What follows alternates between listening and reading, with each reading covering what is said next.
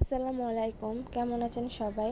আশা করি সবাই ভালো আছেন। আমি প্রায় দীর্ঘ 1 মাস পর ভিডিও দিতেছি। তো সবার কি অবস্থা সবাই কমেন্ট করে জানাবেন। আজকে আমি রান্না করব আমার দাদির হাতের স্পেশাল সরিষা দিয়ে ডুমুর ভাজি। আমরা যারা ডুমুর খাই তারা সকলেই জানি যে ডুমুরের উপকারিতা অনেক।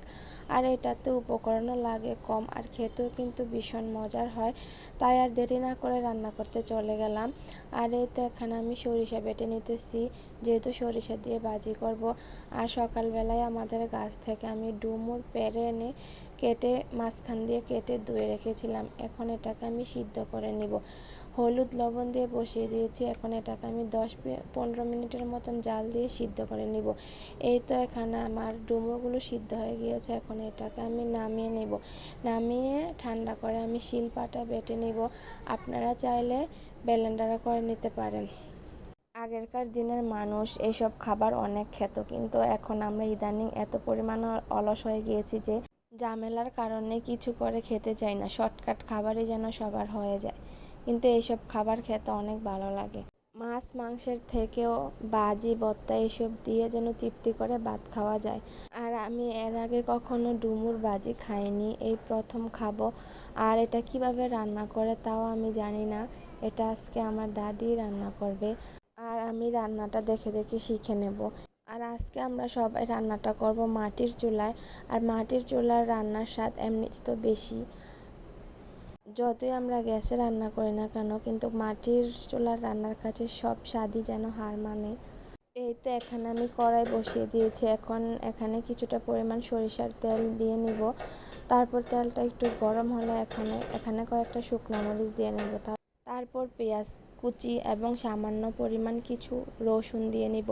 তারপর এগুলোকে তেলে ভালো করে ভেজে নিব। পেঁয়াজের রং বাদামি হওয়ার আগ পর্যন্ত এভাবে ভেজে নিব।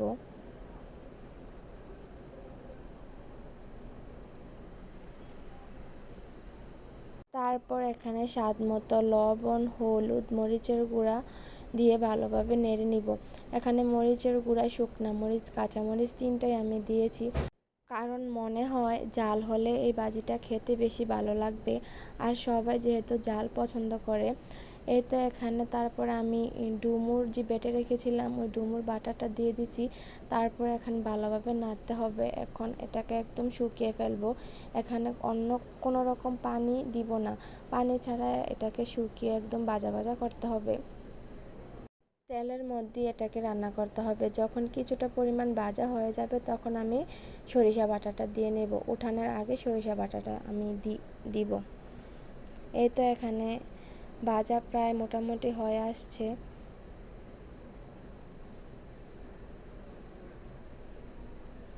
এটাকে অনবরত নাড়তে হবে, না হলে নিচে লেগে যাওয়ার সম্ভাবনা আছে। এই তো এখানে আমি সরিষা বাটাটা দিয়ে নিলাম। সরিষার বাটাটা দিয়ে আরও কিছুক্ষণ রান্না করতে হবে, আরও একটু ভাজা ভাজা করতে হবে, তাহলে খেতে বেশি ভালো লাগবে।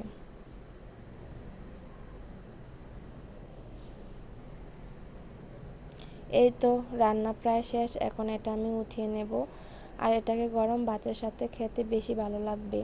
আজকে মনে হয় তৃপ্তি করে অনেকগুলা ভাত খেয়েছি। তো সবাই ভালো থাকবেন। আল্লাহ হাফেজ।